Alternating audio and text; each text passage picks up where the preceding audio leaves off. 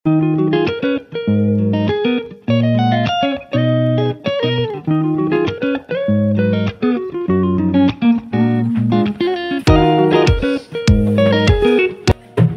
বন্ধুরা, এক কেসে ভাত আর এক কেসে চা বসিয়ে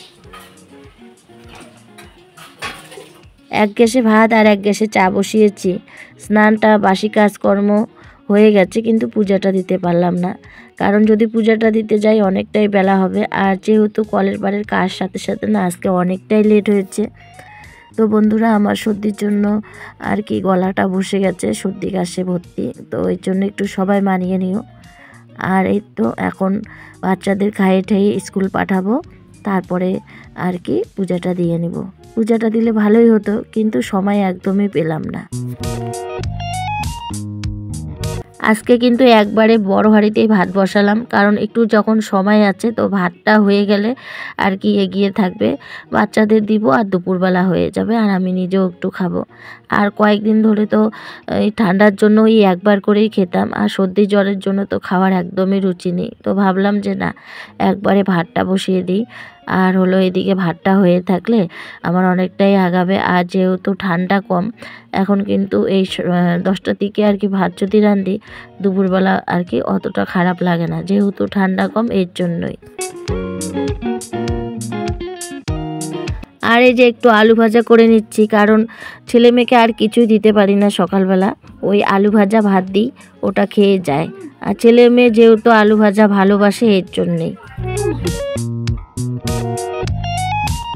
আর দেখো, ছেলে মেয়ে চলে গেছে, সঙ্গে সঙ্গে আমি কিন্তু একটু তরকারি কেটে নিলাম, কারণ না আমাদের ঘরে অনেক দিন ধরে ওলকপি আছে, তো ওলকপি এই বছর খাওয়াই হয়নি। আজকে কেন জানি না মনে হচ্ছিল যে একটু ওলকপির তরকারি বানাই, তো এর জন্য আগে একটু ওলকপি আর আলুর তরকারি বানায় নিচ্ছি, কারণ ভাবছি যে রান্নাঘরে ঢুকছি যখন, তাহলে একটু তরকারি বানিয়ে আর কি বের হই। ছেলে মেয়ে যখন চলে গেছে তো ওদেরকে পাঠিয়ে দিয়ে একটু ওলকপি আর আলুর তরকারি বানাচ্ছি। আর জানো তো, এই বছর কিন্তু ওলকপি খাইনি। আমাদের সবজির ব্যবসা করে, তবু কিন্তু সবজি থাকে এই কখনো কখনো না, আর এই সবজিগুলো খাওয়া হয় না, ওই যে ছেলে মেয়ের জন্য, ওরা খেতে চায় না, এর জন্য বানাই না।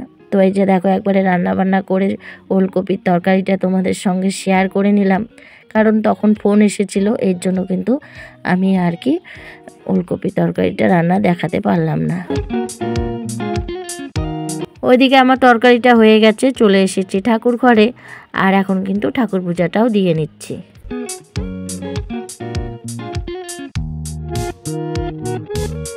পূজা দেওয়া কমপ্লিট, এখনো জামা কাপড়গুলো মেলানো হয়নি, জামা কাপড়গুলো অমনি চেয়ারে আছে। তো চলো জামা কাপড়গুলো মেলে দিয়ে আসি, তারপরে এসে একটু খাবো।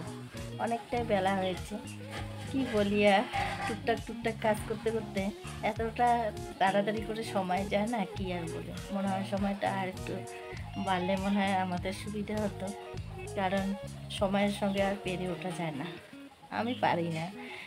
দেখছি কয়েকদিন থেকে খুব সময়টা তাড়াতাড়ি করে চলে যাচ্ছে, এরকমই নাকি কাজ বেশির জন্য বুঝতে পারছি না। তো চলো জামা কাপড়গুলো মেলে দিয়ে, আজকে অল্প কটাই জামা কাপড় ধুয়েছি, বেশি ধুইনি, এটুকে ধুয়েছি, কারণ আজকে বাড়তি কিছু ধুইনি, ধুতে হবে, এর মধ্যে বেশিগুলো পাল্টানোর কথা আছে। প্রচণ্ড রোদ, খুব ভালো লাগছে আমার রোদটা, কারণ আমার শরীরটা না একদমই ঠান্ডা হয়ে গেছে, কি আর বলে, সর্দি কাশি জ্বরেতে না ঠান্ডা একদমই কমছে না। আর দেখো আকাশটা কি সুন্দর লাগছে, নীল নীল হয়ে আছে, এরকম আকাশ দেখতে কিন্তু ভীষণ ভালো লাগে, খুব ভালো লাগছে। দিকটা কি সুন্দর লাগছে।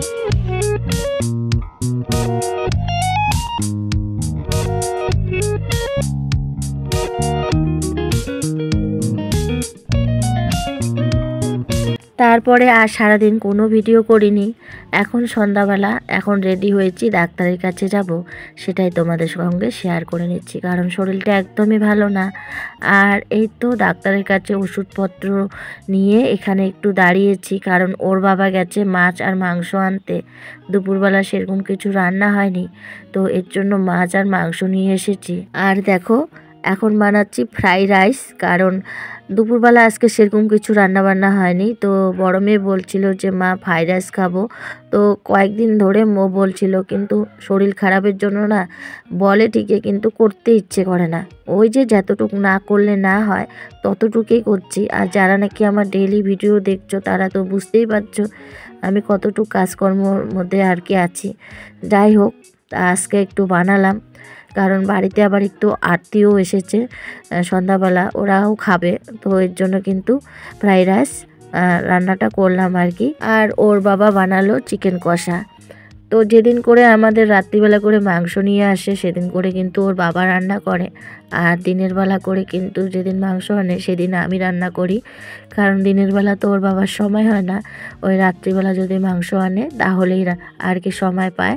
ওই জন্য কিন্তু তখন মাংসটা ওই রান্না করে বেশিরভাগ। তো এদিকে ছেলে মেয়েকে খেতে দিয়েছি, তারপরে বললাম না 2 জন আত্মীয় এসেছে তাদেরকেও খেতে দিয়েছি, ওদের খাওয়া দাওয়া কমপ্লিট। আর এদিকে আমি এখন মাছ ভাজা করতে এসেছি। মাছ তো কেউ খায় না, ওই যে আমি মাছ খাই, যেহেতু চিকেন খাই না আমি, এর জন্য আমার জন্যই মাছ। তো আমি আজকে শুধু মাছ ভাজা করব, আর কিছুই করব না। তো এদিকে মাছ ভাজাটা কিন্তু আমার বসানো হয়ে গেল। আর বন্ধুরা, ভিডিওটাও এখানে শেষ করছি। ভিডিওটা যদি ভালো লাগে প্লিজ লাইক কমেন্ট সাবস্ক্রাইব করে দিও। আর সবাই ভালো থেকো, সুস্থ থেকো। Tata, bye bye.